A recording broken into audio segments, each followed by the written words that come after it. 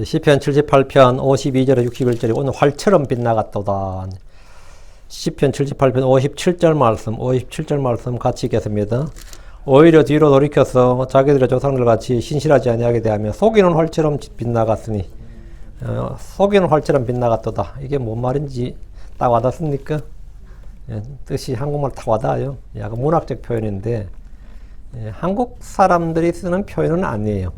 히브리식 표현이고 그리스에서도 그건 좀 흔한 표현이고 유대에서 좀 흔한 표현이에요. 활처럼 빛나갔으니 이 표현이 오늘 시편 78편 6번째 시간입니다. 잠깐 기도하고 시작합시다. 이대시 거룩하신 주 하나님 감사합니다. 하나님께서 복을 주셔서 주의 영을 충만케 하시고 말씀을 선포하는 자나 듣는 자가 모두 주 앞에 있사오니 주님께서 주의 영으로 말씀을 전해 주시옵소서. 기록된 말씀이 저희 마음판에도 동일하게 성령을 통해 기록될 수 있도록 해주시길 간구합니다. 사랑하는 아버지 하나님께서 늘 지혜와 계시형을 충만케 허락하여 주시고 은혜가 넘치는 시간이 되도록 도와주십시오. 감사드리며 주의 성기도합니다. 아멘. 이 설교도 종류가 있죠. 어떤 설교는 동기부여형이라고 해서 성도들에게 이 동기를 부여하는데 중점을 맞추는 그런 목사님들이 있고, 또 이제 설득형이라고 해서 성도들이 마음을 설득하려고 굉장히 애를 쓰는 그런 설교가 있어요. 동기부여형 목사님들 설교가 교회가 좀 많이 부흥하는 교회들이에요. 그런 설교를 하는 쪽 목사님들이 훨씬 더 좀 유리한 면이 있어요. 사람들은 그걸 원하고. 다음에 정보 전달형이 있어요. 그런 건 별로 뭐 놔두고 지식이나 정보를 이렇게 전달해주는. 근데 강의 설교는 전반적으로 정보 전달형이에요. 이 시편 같은 경우는 이 본문이 무슨 뜻이냐 이걸 자꾸 하거든요. 이게 무슨 뜻이냐, 동기부여나 여러분을 설득하려고 하는 그런 게 아니고 그런 건 별로 없이 그냥 이 본문이 앞뒤가 무슨 뜻이냐, 이 단어가 이 구문이 무슨 뜻이냐 뭐 이런 데저로 이제 좀 초점을 맞춘단 말이죠. 시편 강의가 전반적으로 좀 그런 형입니다. 사실은 시편을 이렇게 강의를 안 하고 설교를 하면 대부분 다 좀 동기부여형 쪽이에요. 설교를 통해서 이제 뭐 encourage를 하고 이렇게 motivation 이걸 좀 일으키고 막 이런 거 하는 그런 게 이제 시편이 주로 이제 그런 본문으로 많이 사용이 되는데, 우리는 지금 한 절 한 절 강의를 하다 보니까 이게 무슨 뜻이죠? 뭐 이런 식으로 이게 어떤 식으로 사용되죠? 이런 식이 되는데, 여러분 말씀의 은혜를 정확히, 말씀의 의미를 정확히 깨닫는 게 사실은 가장 큰 은혜가 됩니다. 말씀의 의미를 정확히 깨닫는 그런 시간이 되길 바라고요. 오늘 시편 78편 6번째 시간입니다. 본문은 가나안 땅으로 온 이스라엘이 보여준 행태로 한마디로 표현하면 활처럼 빛나갔으니예요. 가나안 땅에 온 이스라엘은 어땠느냐? 그들이 가나안 땅에 이스라엘 와서 행복하게 잘 살았더라. 이렇게 해피엔드로 끝나면 좋은데, 가나안 땅에 이스라엘이 왔어요. 그리고 그들이 땅도 받고 밭도 받고 우물도 받고 집도 받았어요. 그죠? 그럼 뭡니까? 행복하게 만수무강하게 잘 살았더라 하면 뭡니까? 뭐 동화처럼 그냥 하나님께서 이렇게 인도하셔서 그들이 행복하게 잘 살았더라. 이러면 끝나는 거지. 근데 이제 그 내용이 아닌 거지, 지금. 가나안 땅에 이스라엘 사는 거 와서 어떻게 살았는데, 그러니까 활처럼 빛나갔으니 이게 한마디인데, 활을 당겨서 화살을 쏘았는데 관역에 닿지도 못했다 해보세요. 관역이 저기 있어요. 근데 내가 활을 쐈는데 힘이 별로 없어. 그냥 화살이 윙 날아가더니 그냥 뚝 떨어졌어, 앞에서. 그럼 진짜 황당하죠? 굉장히 수치스러운 일이지. 창피한 일이고. 화살이 관역에 닿지도 못했단 말이에요. 아는데, 이번엔 제대로 힘을 당겨서 쐈는데, 관역을 휙 지나가 버리네, 그것도. 요즘 뭐 월드컵 축구할 때 골문 앞에다 찼는데 어때요? 골대위로 휙 지나가면 보는 사람이 뭐 어때요? 황당하죠? 저 앞에서, 저렇게 앞에서 찼는데 똥볼을 차가지고 관중석으로 차버리니까, 옛날 한국 축구가 많이 그랬는데 요즘도 그런지 모르겠지만 보는 사람들보다 한숨 쉬죠. 응원했다가 와와 했다가 갑자기 공이 하늘로 날아가 버리네. 또 찼는데 골대 여기 있는데 공이 저쪽으로 막 가버리네. 이러면 어때요? 보는 사람이 다 짜증이 난다고. 그냥 헛힘을 쓴 거잖아요. 헛힘을, 기대는 잔뜩 했는데 이 관역에 닿지도 못했다. 아니면 관역 훨씬 넘어가 버렸다. 아니면 관역을 완전히 빗나가 버렸다. 그럼 그냥 화살을 낭비하는 거고 힘을 낭비한 겁니다. 그 시간도 얼마 남았는데 제로의 찬스로 골문 앞에까지 갔는데 응도한데 똥볼로 차봐. 완전히 보는 사람도 화닥질 나죠. 2차 세계대전 때 태평양 전쟁이 아주 치열했습니다. 일본 본토 전쟁. 그 태평양 전쟁에서 미국이 겨우겨우 일본을 하는데 미국이 스스로 생각하기를, 야, 여기서 이렇게 전쟁 힘든데 일본 본토에 가서는 어떻게 싸울까 걱정을 했어요. 그래가지고 미국이 일본을 공습하는데 상공 1만 m의 높이에서 포탄을 떨어뜨렸습니다. 왜? 일본 비행기는 상공 6,000m 정도밖에 못 떠요. 아무리 높이 떠도. 그래 1만 미터 뜨면 어떻게 되는 거죠? 미국 비행기가 피해를 입을 일이 없는 거지. 그 1만 미터 위에 떠가지고 포탄을 떨어뜨렸는데 일본 사람들 다 나와서 구경하고 있었습니다. 일본 땅에 하나도 피해가 전혀 없었어요. 그렇게 포탄을 떨어뜨리는데. 그러니까 포탄만 비싸게 들고 가지고 그것을 1만 미터에서 떨어뜨리는데 안 되는, 아무런 피해를 주지 못했습니다. 이게 원인이 뭐냐 하는데, 비행기 아래에서 제트 기류라고 하시죠. LA에서 한국 갈 때는 13시간 걸려요. 한국에서 LA 올 때는 11시에 10시간 걸린다고. 왜 밑에 초속 15m에서 세게 할 때는 30m, 강풍이 불 때는 75m까지 붑니다. 그러니까 비행기가 휙 날아오는 거예요. 일본에서 8,000m 정도에서 그 기류가 있는 거예요. 상승 기류가. 제트 기류라 그래요. 그게 구불구불구불 한다고 해서 제트 기류라 그러는데, 비행기에 포탄을 다 쓸어가 버리는 거예요. 떨어뜨리니까. 그러니까 일본에 피해가 전혀 없는 거예요. 아무리 포탄을 퍼부어도 일본에 아무런 피해를 주지 못했습니다. 그래서 뭐, 포탄만 날려버리고, 비행기는 떠가지고 기름값은 또 엄청 드는데, 태평양을 넘어서 기름을 지금, 보급하고 있는데, 기름값은 기름값대로 들고 미국이 미치는 거예요. 헛수고만 한 거예요. 총을 쏘든, 활을 쏘든, 대포를 쏘든, 미사일을 쏘든, 포탄을 떨어뜨리든, 관역을 빗나가면, 그건 아무것도 아닌 겁니다. 관역을 빗나가면 그건 아무것도 아니라고. 아무것도 아니에요. 하나님의 율법을 주시면서 이스라엘에게 그들이 살아야 할 기준과 목표를 지정해 주셨습니다. 그런데 가나안 땅에서 사는 게 그것이 그들의 관역이에요. 그런데 그들이 전부 다 빗나가 버리더라는 거지. 마치 농구 코트에서 선수들이 그냥 슛을 남발하듯 3점 슛도 쏘고 하는데 농구 골대를 다 빗나가면 어때요? 그 아무것도 아니라고. 링 맞고 나도 아무것도 아닌 거고 들어가야 된다고. 그죠? 그래야 골이 되는 거잖아요. 그와 같이 이스라엘은 하나님께서 주신 율법이 딱 있는데 이 율법이 관역이야. 근데 율법에 미치질 못해. 아니면 율법을 그냥 확 넘어서 버려. 아니면 율법을 빗나가 버려. 이게 그들이 활처럼 빗나갔으니입니다. 활처럼 빗나갔으니. 우리의 삶의 본은 주 예수를 봅니다. 우리의 삶의 본은 주 예수님이에요. 그럼 주 예수님이 관역이면 주 예수님에 미치지 못하는 건 전부 다 뭐죠? 도달이 안 된 거죠. 그럼 또 뭐 너무 우러워. 하나님보다 더 우러운 사람 있죠. 너무 우러워. 하나님보다 더 사람이 많은 사람이 있어요. 또 빗나가. 이거 전부 다 아무것도 아니고. 하나님의 영광, 하나님의 기쁨이 관역인데 이것에 빗나가는 모든 것은 죄고 불법이고 헛것입니다. 가나안 땅에 정착한 이스라엘은 하나님의 백성으로서 주의 율법을 따라 사는 삶의 본을 보여줘야 됐습니다.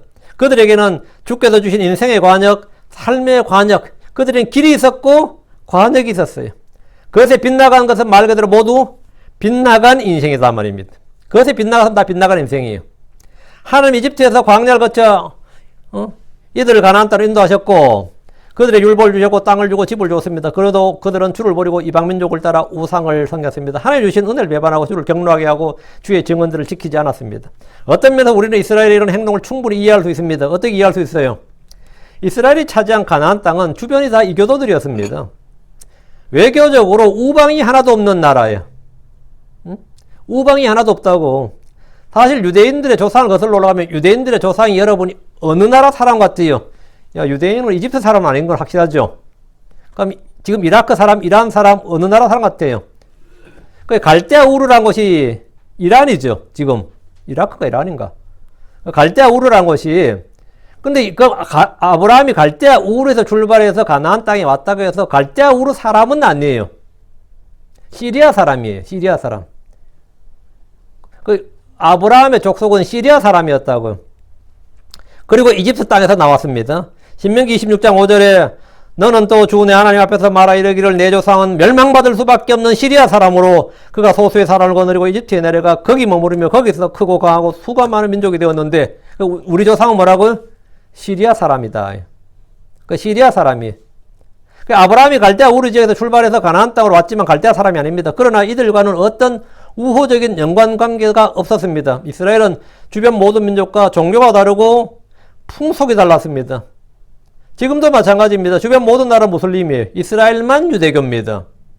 지정학적으로 이스라엘은 서쪽은 지중해지만 그 아래 블레셋이 있었고 남쪽에는 거대한 이집트가 있고 에돔, 아라비아 족속이 있습니다. 동쪽으로는 암몬과 모압 족속이 있고 위로는 시리아가 있고 레바논이 있습니다. 좀 멀리 가면 아시리아가 있고 지금 이라크라고 하는, 이란이라고 하는 페르시아가 있고. 근데 전부 그 옛날 그 바벨론이었죠. 주변 모든 나라 다 이스라엘과 적대 관계예요.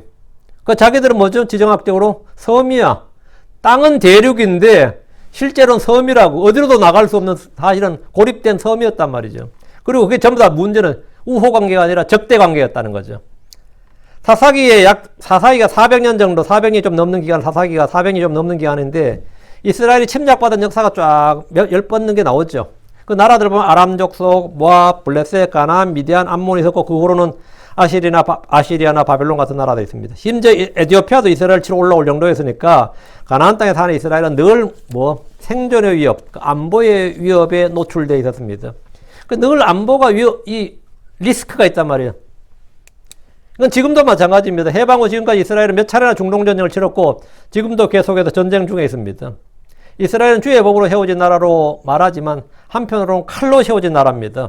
이스라엘은 칼로 세워진 국가예요. 이스라엘은 주의 법으로 세워진 나라 이렇게 우리가 이제 말하지만 실제로 이 전쟁 사적으로 보면 그들은 칼로 그 나라를 멸하고 그 민족을 완전히 멸하고 국가를 세웠단 말이지. 그 칼로 일어선 민족이라고. 모세는 군대로 요르단 동쪽 길앗을 점령할 때 그곳을 진멸했고 그 땅을 루브벳과 갓과 므낫세 지파 반에게 줬습니다.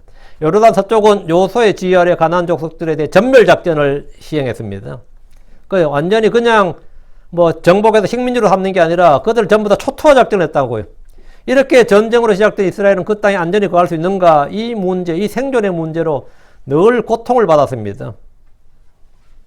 가나안 땅 이스라엘은 그 지역에서 민족들의 섬이었고 인종의 섬이었고 종교의 섬이었습니다. 이스라엘이 그 땅에서 안전하게 생존할 수 있는 방법이 뭡니까? 주를 믿고 섬기는 겁니다. 주의 법을 지키고 주께 그들의 안전을 맡기는 겁니다. 그 외에는 방법이 없습니다. 그들은 외교적으로 국방으로 이걸로 안 됩니다. 오직 주님께 맡겨야 돼요. 그들은 처음부터 주의 도움 없이는 살 수 없도록 설계되고 세워진 나라였습니다. 그들은 정복하고 승리하며 살도록 되어 있습니다. 그러나 이를 포기할 때 그들은 늘 종이 되고 포로가 되고 노예가 되었습니다. 그들은 승리 아니면 패배, 주인이 되지 못하면 종이 되어야 하는 그런 민족이었습니다. 이는 오늘날 크리스천들에게도 정해진 운명입니다. 우리는 승리자가 아니면 패배자가 됩니다. 우리는 정복자가 되지 못하면 정복당한 자가 됩니다. 로마서 8장 37절에 아니라 이 모든 것 가운데서 우리를 사랑하신 그분을 통해 정복자들보다 더 나은 자들이니라. 그러나 실상은 죄의 노예, 정욕의 노예, 돈의 노예, 부패의 종으로서 살아가는 경우가 허다합니다. 쾌락의 종으로 살아가고. 베드로서 2장 19, 20절에 그들이 저들에게 자유를 약속하나 자신들은 부패의 종이 되었으니 사람이 누구에게나 정복되면 바로 그 사람에게 속박되느니라. 만일 그들이 주고 구원자 예수를 아는 걸 통해 세상의 오염에서 벗어난 뒤에 다시 그 안에 말려들어 정복되면 마지막 끝이 처음보다 그들에게 더 나쁘니. 정복되면 성도는 승리자가 아니면 패배자로 했죠. 정복자 아니면 노예로 삽니다. 그건 선택이에요. 자, 본문 보겠습니다. 52절. 그러나 그분 소유의 백성은 양같이 나가게 하셨으며 또 그들을 광야에서 양떼같이 지도하셨나이다. 그러나 그분 소유의 백성은 양같이 나가게 하셨다. 그러나 그분 소유의 백성은 그 뭐와 반대란 거예요? 이집트와 반대다 이 말이죠. 그러나 이건 반대란 말이죠. 이집트 백성들은 불로 번개로 천둥으로 우박으로 그렇게 멸하셨지만 그러나 그분 소유의 백성은 his own people입니다. own이 소유예요. 그분 소유의 백성은 양같이 나가게 했다 이렇게 했는데 이집트에 있던 이스라엘은 그분 소유의 백성이고 그분의 아들이고 그분의 군대였습니다. 주께서 이스라엘을 내 백성이라고 분명히 말씀하셨습니다. 하나님은 바로에게 히브리인들이 주의 백성이라는 사실을 분명하게 말해줬습니다.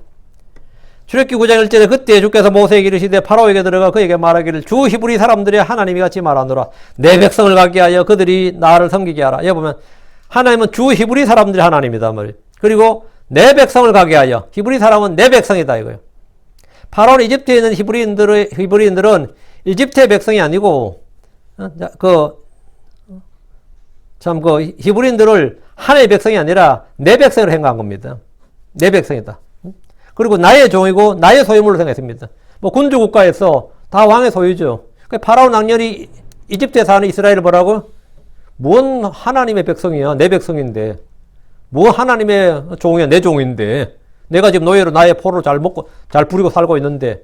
근데 모세가 와서 파라오한테 네 백성이 아니라 주 하나의 백성이라 그러니까 지금은 너를 섬기고 있는데 이제부터 너를 섬기지 않고 우리 히브리 백성은 주를 섬겨야 된다고. 이렇게 그리고 나가게 하라 그러니까 파라오가 빡치죠. 뭔 소리? 지금까지 내 백성인데, 응? 내 종인데, 내 소유물인데. 그 주께서 너의 노예, 너의 포로, 너의 종들, 이집트의 종들이 아니라 나의 백성, 나의 군대, 나의 아들, 나의 종이라고 하신 거예요. 그 소유권을 하나님께서 분명하죠. 지금 소유권 문제이 파라오와 하나님 사이에 소유권 문제이 터졌어요. 히브리 백성을 상대로 소유권 문제이 터졌죠. 이거는 뭡니까? 말로 잘 해결되면 좋은데 안 되면 어쩌죠? 전쟁이 나는 거예요. 소유권 문제이 터지면 최후의 해결책은 뭔지 전쟁이에요, 전쟁. 둘 중에 하나 죽어야 된다고. 하나에 죽든지 파라오가 죽든지. 출애굽기 4장 22, 23절에 너는 파라오에게 이르기를 주가 이같이 말하노라 이스라엘은 내 아들 곧 나의 처음 난 자니라 내가 내게 말하노라 내 아들을 가게 하여 그가 나를 섬기게 하라. 그가 가는 것을 내가 거부하면 보라 내가 내 아들 곧 너의 처음 난 자를 죽이리라 했습니다. 파라오는 모세가 와서 이스라엘을 하나님의 백성이 하나님 아들이라고 하니 믿을 수가 없는 황당한 말이었을 겁니다. 이건 너무하다 싶은 거죠. 하나님께서 크리스천들을 내 백성 내 아들들이라고 하는데 세상 사람들은 그 말에 아무런 가치도 두지 않습니다. 아무런 의미를 두지 않습니다.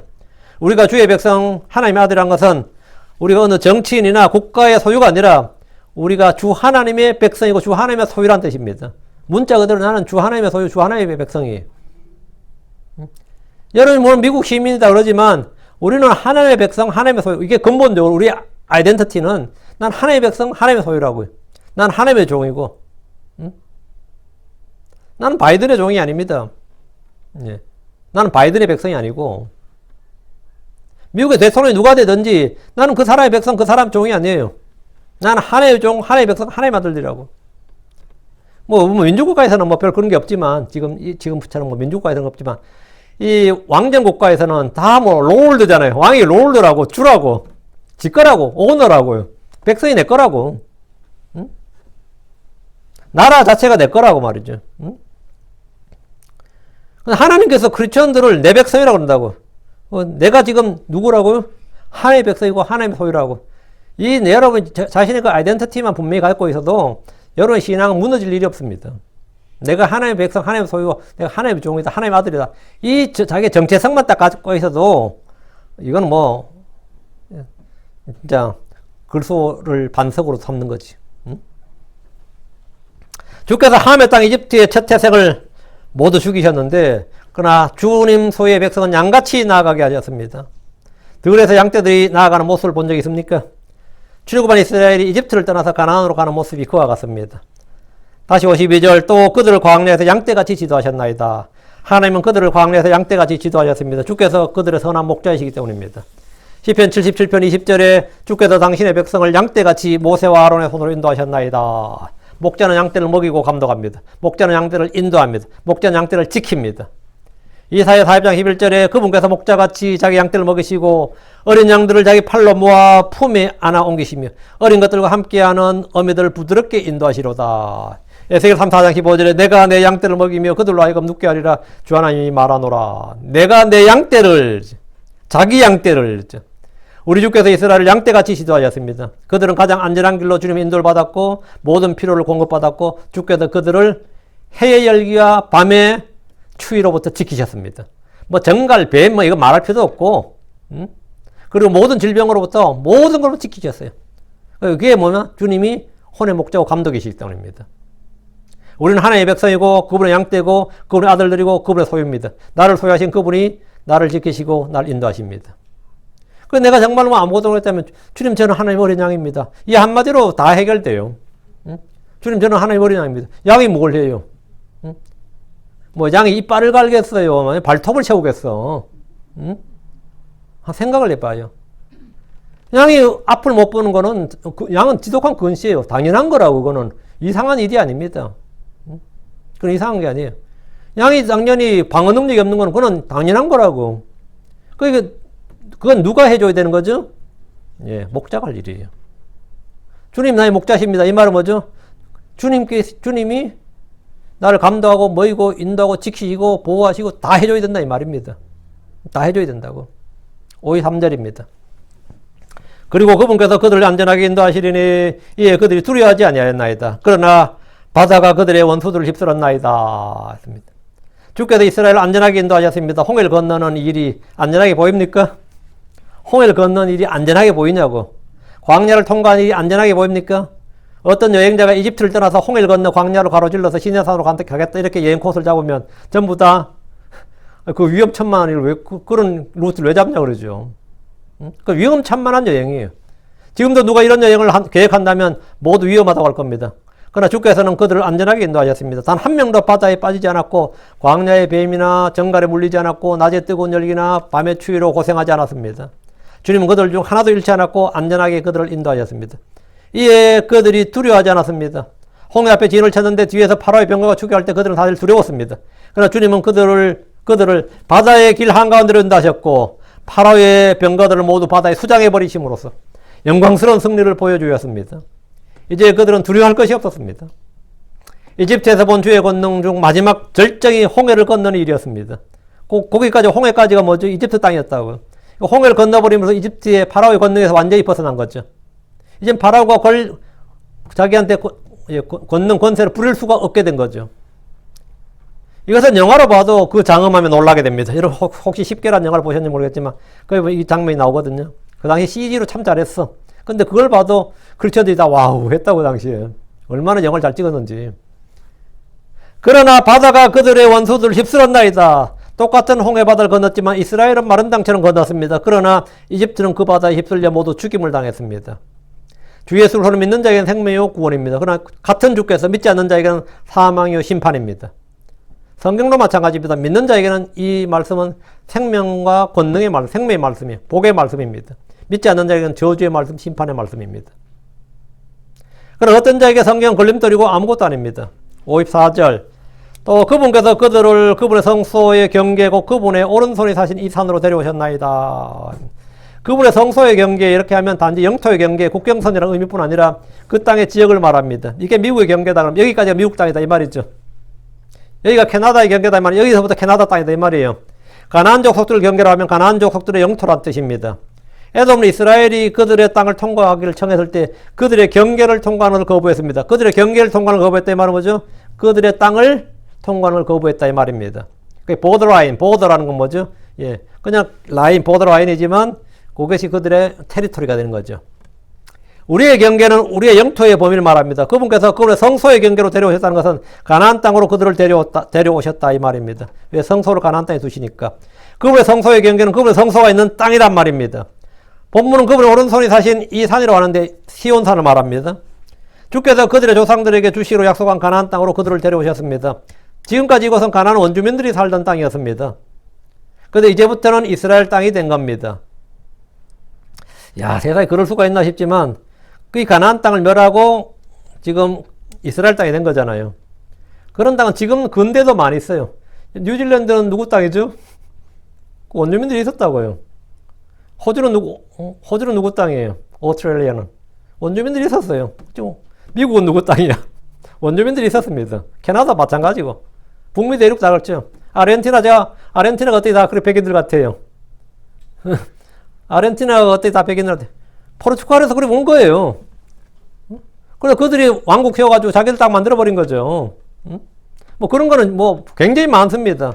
민족 이동 같은 거 생길 때 이스라엘 어떻게 언제 가나안 족속을 멸하고 그 당시에 그건 정상적인 일이었어요. 그건 뭐 이상한 일이 아니라 정상적인 일이었다고.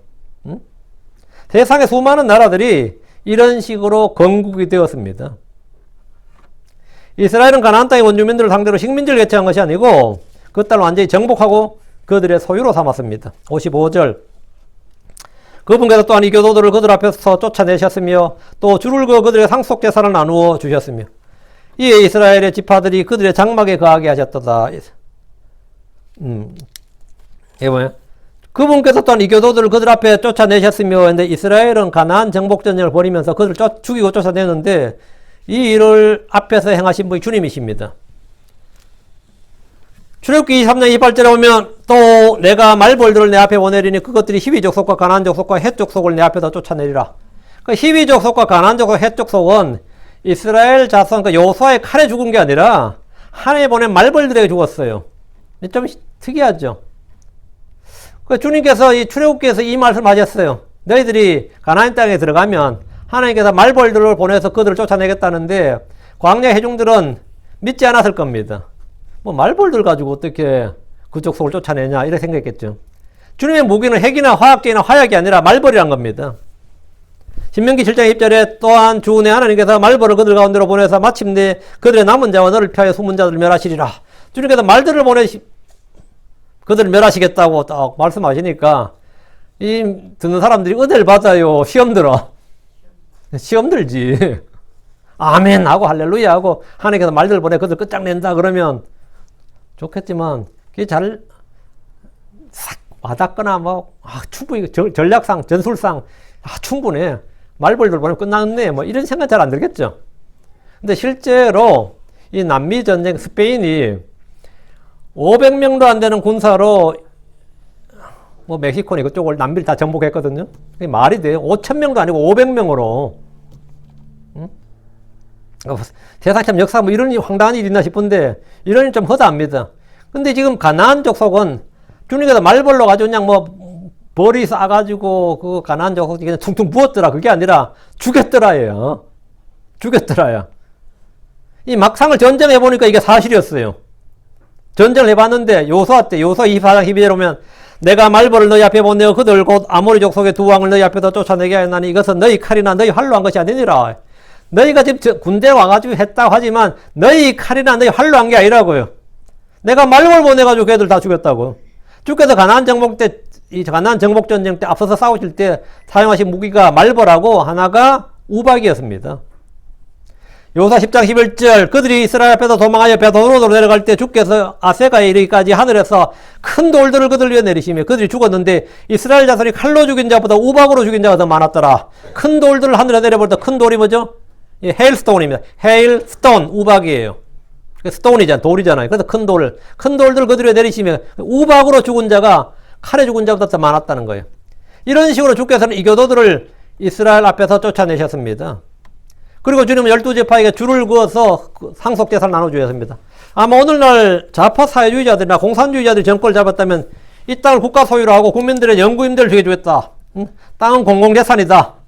땅을 나누지 말고 여호수아가 땅은 다 국가 소유로 하고 너희들에게는 100년이나 200년 임대로 주겠다. 어때요? 영구임대로 주겠다. 그리고 세금 내라. 근데 이 땅을 주신 주께서는 각 개개인에게 모두 땅을 소유로 분별해 주셨고 영구의 상속물로 주셨습니다. 근데 성경의 토지제도를 연구하는 소위 신학자들이라는 사람들이 성경과 동떨어진 토지 고유하니 뭐 토지 공개념, 공공임대제 등을 주장합니다. 근데 그걸 자꾸 성경에서 따와요. 성경은 각 개개인에게 그들의 땅을 확실하게 그들의 소유로 줍니다. 그리고 그 소유는 누구도 침범할 수가 없어요. 성경만큼 자본주의가 없습니다. 성경은 어떤 사람은 성경이 공산주의인 줄 알아요.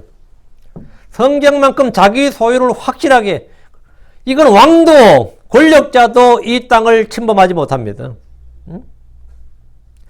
주께서 각 사람에 주신 땅은 왕이라도 그것을 사겠다고 해도 개인이 팔지 않으면 빼앗을 수가 없습니다. 아합왕이 나봇의 포도를 사겠다고 그렇게 졸라는데 나봇이 안 판다잖아요. 그 아합왕이 왕인데도 살 길이 없어요. 개인이 안 판다는데 이만큼 사유재산이 확실하게 보장된 영구한 사유재산이에요. 하나님은 각 사람에게 확실한 사유재산을 소유할 것을 법으로 보장해 주었습니다. 그리고 이건 누구도 확실한 사유재산. 다시 55절 이 이스라엘의 지파들이 그들의 장막에 거하게 하셨도다. 하나님께서 그들이 영구히 거할 수 있는 땅을 주셨고 집과 밭을 주셨어요. 그들은 광야에서처럼 더 이상 옮겨 다닐 필요가 없이 그 땅에서 뿌리 내려 살면 됩니다. 모든 사람이 자기 집이 있고 자기 소유의 땅에 있었던 국가, 그런 민족은 이때의 이스라엘이 처음이었습니다. 전 국민이 중산층 이상의 재산을 소유하고 있고 그들이 먹고 살 수 있는 충분한 땅이 있고 전 국민이 임대가 아니라 자기 소유의 집이 있는 그런 나라가 이스라엘이었습니다. 생각해 보세요. 전 국민이 자기 집이 있어요. 전 국민이 자기 땅이 있어. 이런 나라가 전 세계 지구상에 없습니다. 지금 한국도 땅을 가진 사람이 전 국민의 2%가 3%가 전국토를 가지고 있는 겁니다. 미국도 마찬가지예요. 몇 퍼센트가 전 국토를 다 갖고 있는 거지 전 국민이 다 자기 땅을 갖고 있는 건 아니에요. 그리고 전 국민이 모두가 자기 집을 갖고 자가주택을 갖고 있다. 그거는 말이 안 되지. 근데 이때 이스라엘은 전 국민이 자기 소유의 밭을 갖고 있었고 자기 소유의 집을 가지고 있었어요. 얘는 어느 정치 지도자가 세운 나라가 아니라 주께서 친히 택하시고 세우신 나라이기 때문입니다. 이제 그들은 이 땅에서 주의 법으로 주를 섬기며 행복하게 살면 됩니다. 가난한 사람이 한 명도 없어요. 가난한 사람이 없어요. 집 없는 사람이 한 명도 없어. 생각해봐요. 집 없는 사람이 없다. 임대주택이 없다고요. 모두가 자기 집이 다 자가로 자기 집이 있고 다 자가로 자기 땅이 있어. 그들은 그냥 11조만 내면 돼요. 여기 세금으로는 11조만 내면 돼. 세금도 싸. 얼마나 좋아요. 그냥 행복하게 살면 돼요. 주께서는 그들에게 모든 걸 풍족하게 주셨습니다. 그들 가운데 가난한 자도 없었고 약한 자도 없었습니다. 시편 105편 37절에 그분께서 또한 그들을 은과 금으로 함께 데리고 나오셨으니 예, 그들의 지파들 가운데 허약한 자가 하나도 없었도다. 허약한 자가 하나도 없었다. 가난한 자나 궁핍한 자가 하나도 없다 이 말이에요. 역사상 이런 나라는 없었습니다. 이건 진짜 꿈의 나라예요. 이건 모든 이 종교 지도자들이나 정치 지도자를 꿈꾸는 이상적인 이상향이라고요. 건국된 이스라엘은 지구사에서 가장 이상적인 나라, 가장 복된 나라였습니다. 그리고 역사상 이때밖에 이런 적이 없어요. 56절. 그럼에도 그들은 지극히 높으신 하나님을 시험하고 경노하게 하며 또 그분의 증언들을 지키지 아니할 뿐 아니라 그럼에도 그들은 이 말에서 우리 뭔가 잘못되었다는 걸 느낄 수 있습니다. 가나안 땅에 살게 된 이스라엘은 주께서 주신 복과 은혜도 불구하고 지극히 높으신 하나님을 시험하고 경노하게 했습니다. 이것은 사사기의 기록입니다. 사사기 2장 2절에 너희는 이 땅의 거주민들과 동맹을 맺지 말고 그들의 재단들을 헐라하였거늘 너희가 내 목소리에 순종하지 아니하였도다. 어째 너희가 이같이 행하였느냐. 이게 주님의 말씀이에요. 이스라엘이 가나안 땅에서 처음 주를 시험하고 경노하게 한 게 바로 그들의 재단을 헐지 않고 이웃 주민들과 동맹을 맺고 다음에 주님 목소리에 순종하지 않은 거예요. 이게 주를 시험한 겁니다. 여호수아가 죽고 같은 세대의 모든 사람들이 죽자 그들은 주를 알지 못했고 주께서 행하신 일들도 알지 못했습니다. 사사기 2장 10절 그 온 세대도 자기 조상들에게로 거두어지고 그들 뒤에 다른 세대가 일어났으나 이들은 주를 알지 못하였으며 또한 그분께서 이스라엘을 위하여 행하신 일들도 알지 못하였더라. 이것이 소위 말하는 역사를 잊은 민족입니다. 한국 사람들은 역사를 잊은 민족이 아니라 역사를 왜곡하는 민족이에요. 일본도 마찬가지, 중국도 마찬가지, 다 마찬가지. 역사를 왜곡하는 민족이에요. 그 있는 사실 그대로 가르치면 제일 좋은데 있는 사실 그대로 가르치질 않아요. 항상 왜곡해서 가르치니까. 수세대, 수백 년이 흐른 것이 아니라 다음 세대에서 바로 배교가 일어났습니다. 여러분이 아무리 주를 잘 믿어도 여러분의 자식이 잘 믿는다는 보장은 없습니다. 성경은 아이들을 양육하지 않으면 성경으로 아이들을 양육하지 않으면 믿음은 2세대에서 끊어지고 3세대에서 완전히 이교도가 되어버립니다. 내가 잘 믿는다. 그건 의미 없는 말입니다. 여호수아 잘 믿었어요. 갈렙 잘 믿었어요. 그 다음 세대는 어떻게 됐냐고요. 주를 알지 못했다잖아요. 그 세대가 죽고 나서 다 끝났단 말이에요. 사사기 2장 11절 12절 이스라엘 자손이 주의 눈앞에서 악을 행하여 바알들을 섬기며 이집트 땅에서 자기 조상들을 데리고 나오신 주 자기 조상들의 하나님을 버리고 다른 신들 곧 자기들 사방에 있던 백성의 신들을 따라가서 그들에게 절하여 주의 분노를 일으켰더라. 이것이 가나안 땅에서 이스라엘이 행한 일들입니다. 그들은 그분의 증언들을 지키지 않았습니다. 다한 지파에서는 따로 제사장을 세웠고 형상들을 만들었습니다. 사람들은 저마다 자기 눈에 오른 대로 행했고 주를 믿고 주의 법을 지키는 일이 그들 사이에서는 무속신앙, 민간신앙처럼 되어버렸습니다. 이제 주를 믿는다. 주의 법, 우리 조상들 때 다 그랬다는데 이게 완전 무속신앙이 되어버리고 민간신앙이 되어버린 거예요. 57절 오히려 뒤로 돌이켜 그들의 조상들같이 신실하지 아니하게 대하였으며 속이는 활처럼 빗나갔도다. 이스라엘은 주를 따른 데서 뒤로 돌이켰습니다. 가던 길을 돌아서는 것처럼 그렇게 그들은 주와 주의 법에서 돌아섰습니다. 그들의 조상들같이 신실하지 아니하게 대하였으며 그들의 조상들, 광야의 회중들, 광야의 백성들같이 이 말이에요. 이들은 먹고 살기 힘들어서 주를 버린 것이 아니라 먹고 배불러서 주를 버렸습니다. 광야에서 힘들 때는 불평하며 주를 따랐고 가나안에서 배부르게 되자 마음이 교만해서 주를 버렸습니다. 쏘기는 활처럼 빗나갔도다. 활을 쏠 때 관역이 있으면 관역에 맞아야 됩니다. 관역에 맞지 않는 화살은 아무 의미가 없어요. 근데 관역을 빗나가서 허공으로 날아가는 화살이 있습니다. 관역에 정확히 맞추지 못하고 빗나가는 것은 모두 헛된 것입니다. 히브리어로 이 죄라는 단어가 뭐냐면 하타거든요. 헬라어로는 하마르티아 그런데 이게 그냥 성경 용어만이 아니에요. 하마르티아, 이거는 뭐, 그리스 철학자들도 많이 쓴 용어입니다. 모두 과안역에서 벗어났다, 빗나갔다는 뜻이에요. 활을 쐈는데 과안역에 도달하지 못한 채 떨어져 버린 화살은 전부 다 뭐죠? 빗나간 화살이죠. 오발탄이란 말이지. 내가 총을 쐈는데 맞추질 못했어요.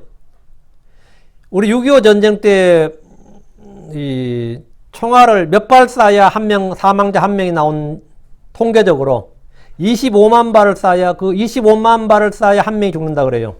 그 총에 맞아 죽는 사람이 제일 억울하다 그러거든요. 전쟁에서 총에 맞아 죽는 게 제일 억울하다 그래요. 왜? 총은 수십만 발을 쏴도 잘 안 죽는 게 총이야. 총알. 그럼 총을 왜 쏘겠어요? 소리로 곁에 오지 말라. 위협적으로 오다 그냥 갈기는 거예요. 응? 기관총 같은 건요, 1분에 수백 발, 수천 발 나가버립니다. 5분만 쏴버리면 수만 발 나가버려요. 그 기관총에 맞아 죽은 사람은 한 명도 없습니다. 다만, 거기 이쪽으로 못 오는 거지. 그게 주 목적이지, 쏴서 죽이겠다. 그건 저격수들이 하는 일이에요. 저격수들은 한 발에 한 명씩 맞춰야 되지만, 그냥 쏘는 사람들은 머리 땅에 박고 막 이랬어요. 그 총에 맞아 죽는 게 제일 억울하다 그래요. 그럼 화살도 마찬가지입니다. 수만 발을 쏴야 화살에 맞아서 한 명 죽는 거예요. 그 사실 전쟁터 가면 본래 그런 거죠. 전쟁터 가면. 근데 뭐 민간인이나 이럴 경우는 사정이 다르죠. 뭐 곁에서 막 쏘고 하니까 진짜 뭐 이거는 이제 피해가 너무 큰 거고. 그 전쟁터에서는 군인이 제일 안전하고 민간이 제일 위험하고 뭐 그런 말 하죠. 민간인은 왜 위험하고 전쟁터에 교전 지역에 있는 사람이 오히려 안전하고 뭐 그런 말 하는데 쏘기는 활처럼 빗나갔다. 관역을 빗나갔다고요. 빗나간 화살은 아무것도 아니라고요. 정확히 맞히지 못하고 빗나가는 것. 모든 게 컸던 겁니다. 내가 포를 쐈는데 도달을 안 하네, 그까지. 목표까지. 도달을 안 해. 그 포는 뭐죠? 그거는 그냥 헛방이에요, 그냥. 근데 포를 쐈는데, 중국서 항구로 포를 쐈는데 넘어가 버리네. 어때요? 그 아무 의미가 없는 거죠. 넘어가 버렸다. 그것도 아무것도 아니고, 남의 땅으로 방향이 잘못해서 옆으로 가버려. 그것도 아무것도 아니다 말이죠. 그런 걸 뭐라면, 히브리어에서 그 단어가 죄라는 단어예요. 관역에서 빗나가다. 이것이, 이 말이, 이 원어가, 이 의미가 성경에서 죄라는 개념입니다. 죄라는 것은 뭐냐? 율법을 두면, 율법에서 율법과 딱 맞아야 되는데, 율법에서 벗어나는 것. 아니면 율법에 이르지 못하는 것. 율법을 넘어서는 것, 율법에서 빗나가는 것. 이게 다 죄라고요. 하나님께서 사람을 보셨을 때 모든 사람인 하나님의 영광에 이르지 못했습니다. 하나님의 영광이 관역이야. 하나님의 영광에 이르지 못했어. 그건 뭐든지요? 그게 죄라고요. 그리고 하나님의 길이 있어요. 예수는 길이요 진리요 생명인데 의의 길, 진리의 길이 있는데 생명의 길이 있는데 길에서 빗나갔어. 이 길로 가야 되는데 이 길로 다른 길로 갔어. 그럼 그게 죄라고요. 그게 뭐냐면 관역에서 빗나갔도다. 그게 쏘기는 활처럼 빗나갔도다 이 말입니다. 그게 다 하나님께서 사람을 보셨을 때 모든 사람 하나님의 영광에 이르지 못했고 그거 다 죄인이죠. 모두가 치우쳐졌다. 역시 죄인이죠. 이스라엘 주의 법이라는 기준과 관역을 기준을 두고 모두 빗나갔습니다. 이것을 본문에서 쏘기는 활처럼 빗나갔도다 이렇게 말합니다. 이 말은 쉽게 모두 죄를 지었다. 죄인이다 이런 뜻이에요. 10편 14편 13절에 그들은 모두 빗나갔으며 그들은 모두 함께 더럽게 되어 서로 행하는 자가 없나이다. 한 사람도 없도다 했는데 여기 보면 그들은 모두 뭐 했으며? 빗나갔으며 그들은 모두 빗나갔으며 이거는 활처럼 빗나갔도다. 이게 다 그들은 다 죄인이며 이 말입니다. 58절입니다. 이는 그들이 그들의 산당들로 그들의 분노를 일으켰으며 또 그들의 새긴 형상들로 그들의 질투를 일으켰습니다. 이스라엘 가나안 땅에서 좀처럼 해결되지 못한 문제, 가나안 땅에서 좀처럼 해결하지 못한 문제 중에 하나가 이 산당들을 만들고 거기에 희생물을 드린 것이었습니다. 유다의 왕들 중에 좋은 평판을 지닌 왕들도 산당들 문제를 해결하지 못한 경우가 많습니다. 여러분 성경 읽다 보면 산당들은 제가 하지 못하였더라 뭐 이러고 나오죠. 뭐 하였으나 산당들은 제가 하지 못하였더라. 산당들 문제가 얼마나 그 백성들 사이에 뿌리 깊은 문제였는지를 보여주는 거예요. 아비암이나 히스기야 같이 산당들을 제거한 왕도 있었는데 이것은 당시 엄청난 종교개혁이었습니다. 역대기야 32장 12절에 바로 이 히스기야가 그의 산당들과 그의 제단들을 제거하고 유다와 예루살렘에게 명령하여 이르기를 너희는 한 제단 앞에서 경배하고 그 위에 분향을 하지 아니하였느냐. 그러니까 예루살렘의 이 제단 여기서만 분향하라고. 너희들 따로 제단 만들고 뭐 하지 말라고요. 그러나 그의 아들 므낫세는 아버지가 죽자마자 다시 산당들을 세웠습니다. 유다는 바빌론의 포로로 잡혀갈 때까지 산당들로 그분의 분노를 일으켰습니다. 백성들은 성소나 성전에 올라가는 것보다 매일 근처의 산당들에 가서 분양하고 헌물 드리는 것을 더 선호했습니다. 왜 그런 것 같아요? 산당들에서 드리는 헌물은 엄격한 율법도 없었고 산당들은 제사장도 없고 내가 원하는 대로 내가 원하는 시각에 자유롭게 할 수 있었기 때문입니다. 그 성전으로 가면 성막으로 성전에 가면 뭡니까? 율법에 따라 율법에 정한 대로 해야 되잖아요. 엄격하고 귀찮고 힘들고. 근데 산당들 어떻죠? 그냥 가볍게 가서 내가 원하는 대로 내가 원하는 때 원하는 대로 거기 제사장이 있어 뭐가 있어요? 내가 기도하고 그냥 오면 되니까. 그러니까 이게 뭐 사람들이 이거 너무 선호하는 거예요. 그 뭐든 진리대로 하기는 식상하고 자기들 마음대로 하는 거는 좋은 거예요. 그래서 교회도 마찬가지입니다. 뭐 성경대로 하는 교회들은 별 볼 일 없어요. 근데 자 주여 삼창부터 합시다 해가지고 주여 하면서 시작하면 교회가 돼 안 돼? 돼요. 그런 교회 돼요. 주여 삼창부터 시작합시다 해서 자 통성기도로 시작합시다 해가지고 다다다다다 하면서 막 축복을 쏟아내는 거예요. 앞에서 막 화살을 쏟아내듯이 말이죠. 그러면 교회가 되죠. 속이라도 튀잖아. 뭐 성경책 덮어놓고 그냥 주여 하면 어때요? 되는 거지. 그게 바로 뭐냐면 그 유대교의 무속화였습니다. 유대교의 무속화인데 일반인들 여러분 생각할 때 생각해봐도 민간인들이 어떤 걸 더 좋아할 것 같아요? 성전에 올라가서 제사장 앞에서 그러니까 율법대로 해서 착착 하는 그걸 좋아할 것 같아요. 그냥 옆에 산당에 가가지고 하나 내놓고 그냥 절하고 기도하고 아니면 찬양 한 곡 부르고 춤추고 같이 먹고 하는 게 좋을 것 같아. 누가 봐도. 특히 한국 민족은 말이죠. 경전을 필요로 하지 않는 종교라 그래요. 한국 사람들에게 종교는 경전을 필요로 하지 않는다. 경전을 필요로 하는 순간 그 종교는 망한다 그래요. 그러니까 불교인들이 1000만이 넘는다고 그 사람들이 말하거든요. 근데 그 불교인들 중에서 불교를 가진 사람은 아무도 없어요. 뭐 있겠지만 거의 없다고. 불경을 가진 불교인들 보셨어요? 이게 우리의 경전이야. 그런 불교는 없어요. 그냥 나무함이 차불로 좋겠지. 그리고 초파에 가서 연등 하나 달고 쌀 하나 좀 가져가서 시주하면 되지. 그거 뭐 화엄경이니 무슨 경 그거는 그 불교 대학 나온 사람이나 중들이 하는 일이지. 불교 신자들한테는 그걸 요구하면 큰일 나요. 그럼 자 교회에 왔는데 성경 공부합시다. 어떨 것 같아요? 알지 그거는. 주기도문 사도신경 주여 삼창 찬송가 박수치고 헌금하고 그렇지. 그게 교회지. 그게 교회예요. 한국인들에게는 경전이 필요해. 그럼 믿습니다 하고 하면 어떻습니까?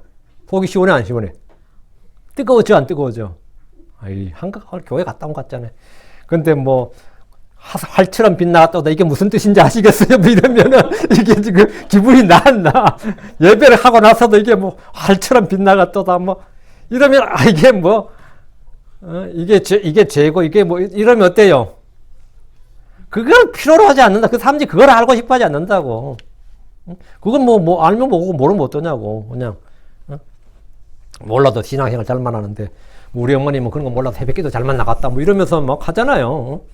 우리 어머니 우리 할아버지는 뭐 그런 거 몰라도 신앙 나보다 훨씬 좋았다 뭐 이러고. 이게 지금 한국인들의 그 기본적인 성향 그거 뭐냐면 무속이에요. 무속은 뭐가 필요 없다?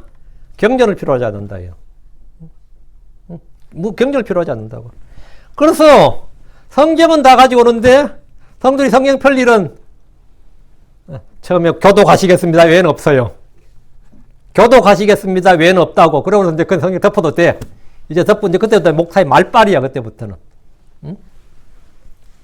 우리가 이런 신앙을 가져서는 안 되는 거지. 많이 벗어나는 거죠. 성경 너무 많이 벗어나는 거예요.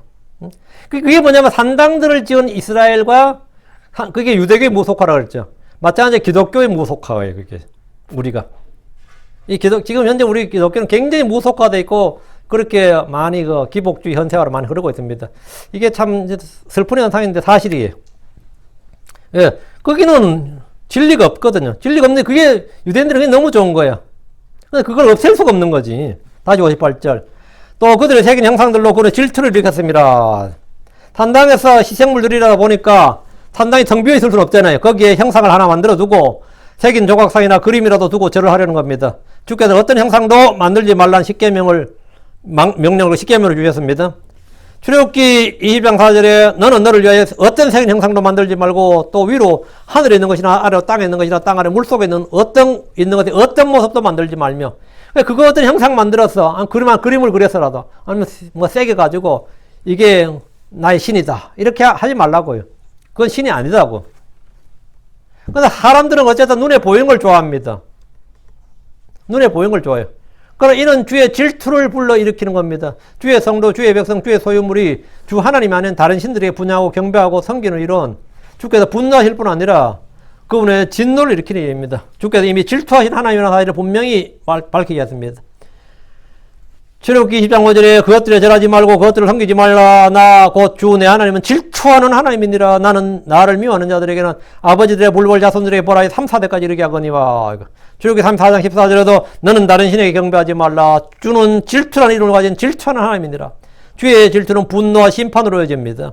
주께서 주 내 하나님은 소멸시키는 불이시요 곧 질투하시는 하나님이시니라 하신 것은 질투의 불로 그들을 소멸시키겠다는 말입니다. 때로 사람의 질투도 무섭지만 주의 질투는 끌자가 없습니다. 59절 하나님께서 이것을 들으실 때 진노하셨으며 또 이스라엘을 몹시 싫어하셨나이다. 하나님께서 들으신 게 뭡니까? 이스라엘 산당들에서 분야하고 우상들을 섬기는 겁니다. 주의 말씀을 읽고 찬양하는 소리나 기도하는 음성은 주께서 들으실 때 기뻐하는 겁니다. 그럼 우상에게 절하고 그 앞에서 분야하고 노래하는 것, 우상 앞에서 기도하고 엎드리는 것은 주께서 보고 들으실 때에 진노하시는 겁니다. 모세가 산으로 올라가 주를 만났을 때 이스라엘은 산 아래에서 뭐 했습니까? 금송아지를 만들었어요. 금송아지만 만들었느냐? 뭐냐? 아론이 그랬어요. 출애굽기 32장 4절에 오 이스라엘아 이것들은 너를 이집트 땅에서 데리고 올라온 내 신들이라 이랬습니다. 백성들이 이것을 보고 얼마나 좋아했는지 이렇게 기록합니다. 출애굽기 32장 6절에 다음 날에 그들이 일찍 일어나 번제물을 드리고 화평물을 가져오면 백성이 앉아서 먹고 마시며 일어나서 뛰놀더라. 먹고 마시고 일어나서 뛰놀더라. 금송아지 앞에서. 이 얼마나 흥이 나겠어요. 응? 율법대로 드린 희생물에 이런 게 없잖아요. 그 백성이 앉아서 먹고 마시고 일어나서 뛰노니까 신의 사서 주를 만난 이스라엘이 이렇게 빨리 배교할 줄은 아무도 상상하지 못했을 겁니다. 그들은 꿈이나 환상으로 주를 만나고 이적이나 표적을 본 것이 아닙니다. 직접 깨어서 생생하게 그들의 삶 가운데 생활 가운데서 주님을 체험했습니다.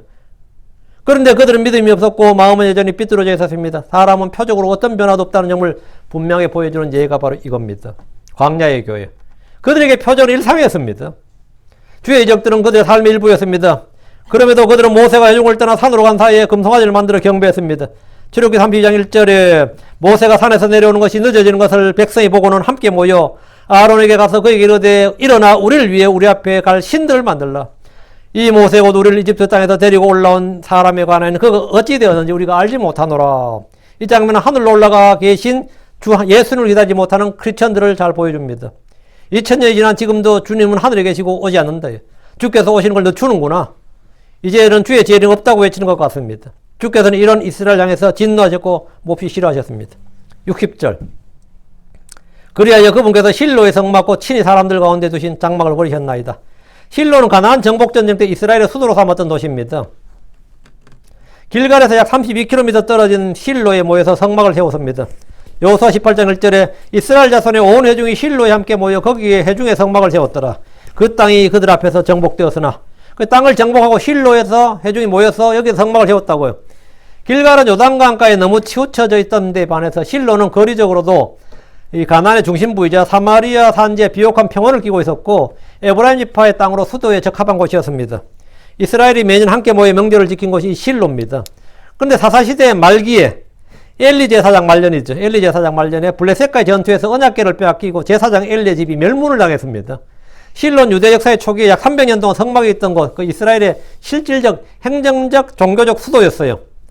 근데 예레미야 7장 12절에 보면 오직 너희는 실로에 있던 내 처소 곧 내가 처음에 내 이름을 둔 곳으로 이제 가서 내 백성 이스라엘 사악함으로 인하여 내가 그곳에 어떻게 행하였는지 보라 했거든요. 그러니까 너희는 실로에 있던 내 처소 내가 처음에 내 이름을 둔 곳. 그 처음에 실로가 주의 성막이 있던 곳이란 말이죠. 근데 이 실로가 끝장난 거죠. 실로에 있던 내 처소란 말은 그곳에 주의 성막이 있었는데 이 시기 사사시대 내내 이곳에 성막이 있었습니다. 주께서 실로의 장막에 장막을 친히 사람들 가운데 두신 장막을 버리셨다. 이렇게 말씀합니다. 이것은 언약궤를 빼앗긴 사건을 말하는데, 언약궤가 없는 성막은 그냥 성막이 아니라, 언약궤가 빼앗긴 성막은 그냥 건물이에요. 성막이 빼앗긴 이후로 실로는 다시 주의 성막이 되지 못했습니다. 그 시편 기자가 60절에 주께서 사람들 가운데 두신 장막을 버리셨나이다. 그 실로 있는 장막을 버리셨다. 그 언약궤를 빼앗긴 사건인데 61절. 그리고 그분의 힘을 포로에게 넘겨주셨으며 그분의 영광을 원수의 손에 넘겨주셨나이다. 여기 그분의 힘, 그분의 영광, 그 언더라인. 그분의 힘을, 그분의 영광을. 이게 뭐냐면 언약궤예요. 그리고 그분의 힘을 포로에게 넘겨주셨다는 것은 언약궤를 블레셋에게 넘겨주셨다는 겁니다.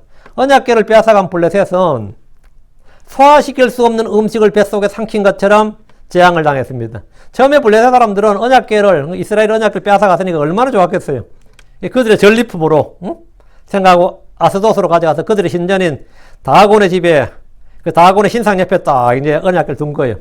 근데 다음날 보니까 다곤이 주의 궤 앞에서 얼굴을 땅에 댄 채 쓰러져 있었습니다. 다곤의 머리와 두 손이 끊어져가지고 문지방에 있고 다곤의 몸뚱아리만 남아있는데, 이 다곤 신전의 그 제사장들이 볼 때 얼마나 황당했겠어요. 응? 그 몰골이 어떻겠냐고. 이스라엘은 블레셋에 패했지만 주께서는 결코 패하지 않으셨습니다. 이스라엘은 블레셋에 패했는데 그 블레셋에 간 언약궤는 주께서는 말이죠. 그 블레셋을 지금 치고 계셨던 거예요. 주께서는 그들이 섬기는 신전의 다곤을 심판하셨습니다. 뿐만 아니라 아스돗 사람들을 멸하시고 종기로 아스돗과 그의 지경을 치셨습니다. 그 아스돗 사람들은 이 사건을 통해서 즉시 주의 언약궤는 자기들 다운데 그들 안에 둘 수 없다는 사실을 알았습니다. 그래서 아스돗 사람들이 머리를 쓴 거예요. 아스돗 사람들이 그리 된 것을 보고 이르되 이스라엘의 하나님의 궤가 우리와 함께 거하지 못할지니 그의 손이 우리의 신 다곤에 심하게 많은도다. 그 언약궤 우리 안에도 우리 망한다고. 하나님은 그분의 힘과 그분의 영광을 원수의 손에 넘겨주었지만 주께서는 그곳에서 주의 힘과 주의 영광을 드러내셨습니다. 아스돗 사람들은 언약궤를 가드로 옮겼어요. 아스돗에서 이제 가드로 옮겼습니다. 주요 도시들이죠. 그러자 주의 손이 큰 파멸과 함께 그 도시를 쳤습니다. 가드가 또 쫄딱 망한 거예요. 그러자 그들은 얼른 또 하나님의 궤를 에그론으로 옮겼습니다. 이제 핑퐁이죠. 그 아스돗 사람들은 가드는 다시 에그론으로. 에그론 사람들이 언약궤가 그들이 오자 완전히 기겁을 한 거예요. 왜? 우리한테 넘기면 어떡하냐고. 우리 망하라는 말이냐 이거야. 그 사무엘 사상 5장 10절에 하나님의 궤가 에그론에 이른즉 에그론 사람들이 부르짖어 이르되 그들이 이스라엘의 하나님의 궤를 우리에게 가져다가 우리와 우리 백성을 죽이려 한다. 난리가 났어. 응? 에그론 사람들이 완전히 언약궤 올 때 완전 공포에 질린 거예요. 그래서 그들은 이제 함께 모여 의논했는데 그 의논한 내용이 사무엘 사상 5장 11절에 나와요. 이스라엘의 하나님의 궤를 보내어 그것에 본래 처소로 다시 가게 하고 그리하여 우리와 우리 백성을 죽이지 못하게 하자 하니 이는 온 도시에 두루 치명적인 파멸이 있었으며 거기에 하나님의 손이 심히 엄중하였기 때문이니라. 그 언약궤만 두면 그 도시가 박살이 나는 거죠. 그러니까 빨리 언약궤 내보내자고. 언약궤에서 우리가 다 죽는다 이거지. 그때 에그론에 있었던 재앙에 대해 성경이 이렇게 말합니다. 사무엘상 5장 12절 그분께서 죽지 아니한 사람들을 종기로 치심에 그 도시에 부르짖으며 하늘에까지 이르렀더라. 죽거나 몸에 뭐가요? 종기가 있거나. 그 에그론이 완전히 지금 이스라엘한테 자기들이 분명히 전쟁에서 이겼는데 전쟁의 전리품으로 언약궤 하나 뺏어왔다가 난리가 나버린 거죠. 다곤 신전서부터 시작해가지고 언약궤 가는 곳마다 블레셋의 도시들이 하나씩 망하게 된 겁니다. 그리고 이건 완전히 이스라엘 어떤 장수도 할 수 없는 일이죠. 그래서 그들이 얼른 언약궤를 돌려줘야 된다 그러죠. 그래서 주의 언약궤가 왜 여기서만 그분의 힘을, 그분의 영광을 냈냐면 주의 언약궤가 거기 가서 주의 힘을 보이고 주의 영광을 블레셋에게 보였기 때문에 그분의 힘을 포로에게 넘겨주시며 그런 영광을 원수의 손에 넘겨주셨나이다. 넘겨주셨지만 언약궤가 거기서 그냥 꼼짝 못하고 그냥 묶여 있었던 게 아니다 말이죠. 주님께서 스스로 거기서 권능으로 일을 하셨단 말입니다.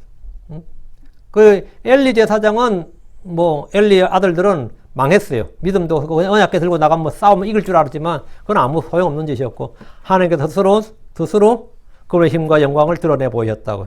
그분의 힘과 영광을 드러내었다. 이걸 그래서 이걸 주의 힘, 주의 영광이라고 말합니다. 우리도 마찬가지입니다. 하나님 앞에서 우리는 실패할지 몰라도 하나님 실패하는 일이 없습니다. 우리가 낙심하고 우리가 묶이고 포로되고 할지 몰라도 하나님의 말씀이 매이는 분 없어요. 그 사도 바울은 포로가 되고 감옥에 갇혀도 하나님의 말씀이 갇힌 건 아닙니다. 하나님의 말씀은 그 스스로 권능 있게 효력 있게 일합니다. 그건 뭐 걱정할 일이 아니다 말이지.